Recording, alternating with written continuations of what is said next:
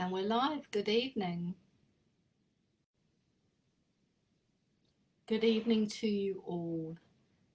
It's nearly 7 o'clock on Monday, the 2nd of October. Yes, we are into October already. I have no idea how that has happened. I don't know about you, but I feel like somebody stole my September. But there's lots going on, lots to be excited about.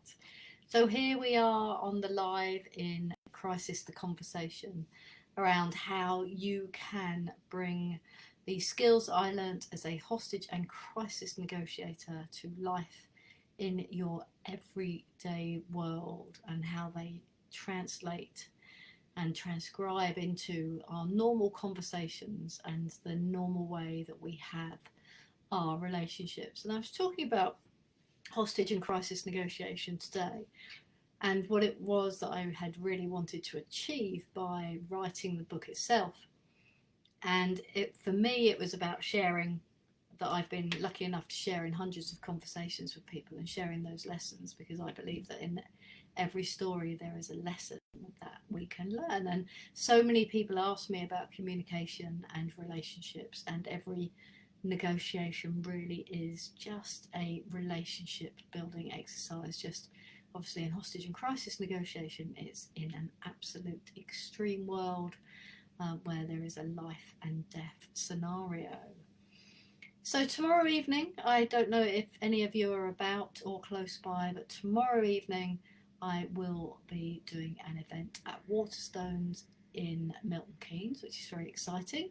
I know there's not many tickets left, but if you are about and you'd like to join me, please do so. The event starts at 7 o'clock and will be done by 8:30. I'm just going to really talk a little bit about the book, some of the things behind the book, and also I'm going to read one of the chapters, which is interesting because here is a question for you, and I very much appreciate some guidance on this. Is I'm going to read one or half of the chapters in the book, and I just wondered if, for those of you that have read it, what chapter you would want me to read and what questions you would ask me about it.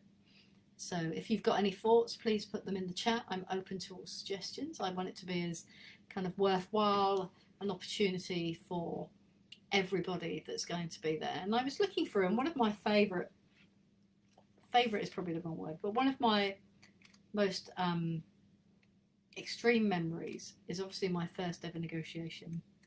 Sorry, I'm just hesitating there because as I flick through the book, I'm very much reminded today that is the 2nd of October. And the 2nd of October is the day that my friend Jane Stratton passed away, 1968 to 1998. So I often pause and reflect that of the 2nd of October. But in chapter 5, which is entitled Hi, My Name is Nikki, spring 2009, it's about my first ever negotiation. I won't read from the book this evening, you'll be pleased to hear. But I'm contemplating reading that chapter tomorrow. And one of the reasons why is because I learnt so much from that negotiation. I was so excited to go. I was so excited to be there.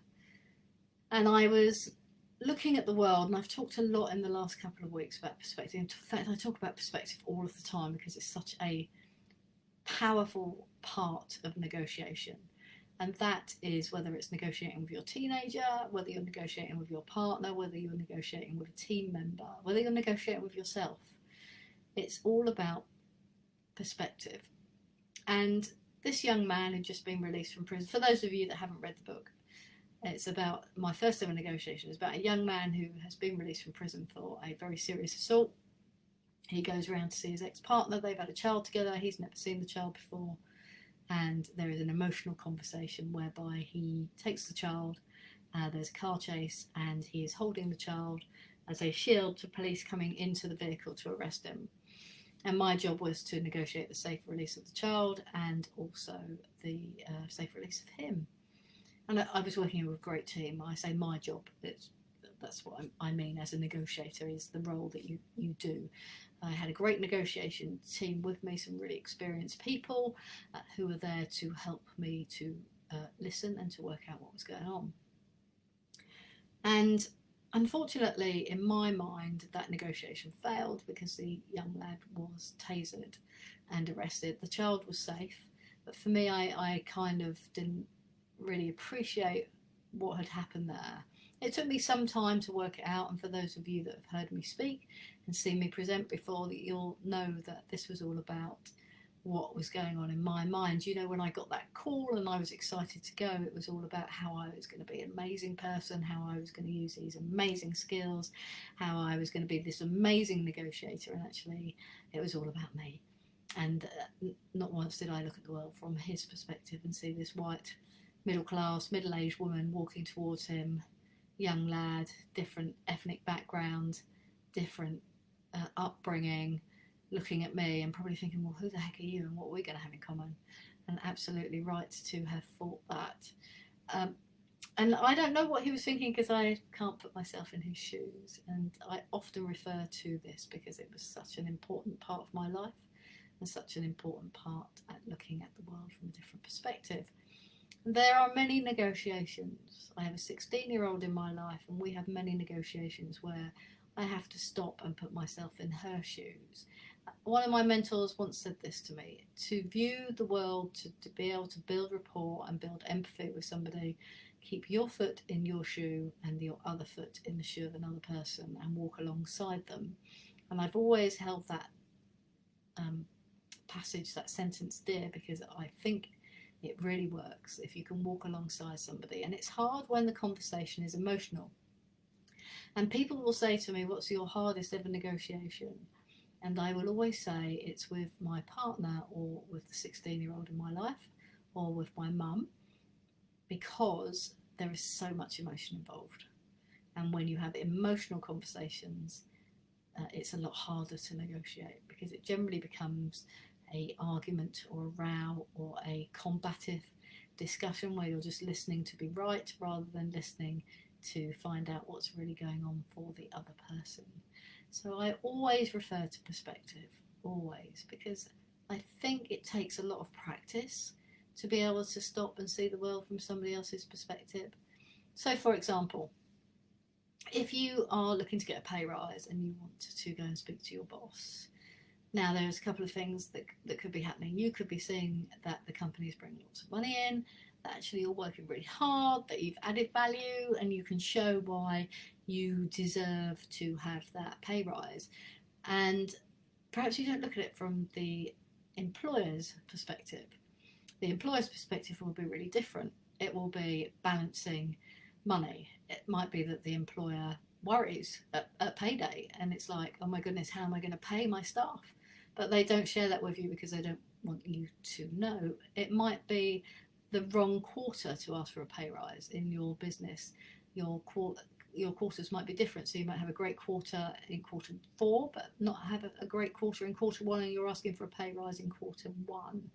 So it pays, I believe, to just stop and press the pause button before, especially if it's a big negotiation, especially if it's a big conversation, and big conversations normally have personal consequences. And when we have personal consequences, that can feel that if we don't get what we want, it becomes more emotional for us because because we feel that it's about us rather than about the thing that we're asking for. So if you use pay rise, you don't get your pay rise, what you can feel is devalued and demotivated, and perhaps they don't like me, perhaps I don't have a space here, perhaps they don't value the work and contribution that I make. So we take it personally rather than going, actually, this might just be about a financial issue within the company. So if we were to press the pause button just for a couple of seconds and go, let's look at the world from the other perspective, from the other side, and you will see telltale signs. It might be that your boss comes to work and is frowning a lot more than they normally do, and then you choose your moment wisely to have that conversation.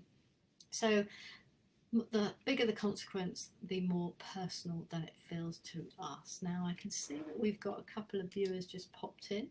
If you have any questions, I can't see who you are, unfortunately, on the system that I have in front of me, but if you've got any questions at all, please just pop them into the comments box and I'll see them and I'll be able to answer them. I was just saying earlier that tomorrow I am at Waterstones in Milton Keynes, and I've decided to read a chapter from the book. I'm just not 100% sure which one, so I shall be asking for any helpful insights if anybody's got a suggestion on which chapter to read and any questions to answer with regards to that chapter. So if there's no questions in the chat, I'm going to leave it there on Perspective on a Monday. Welcome to October.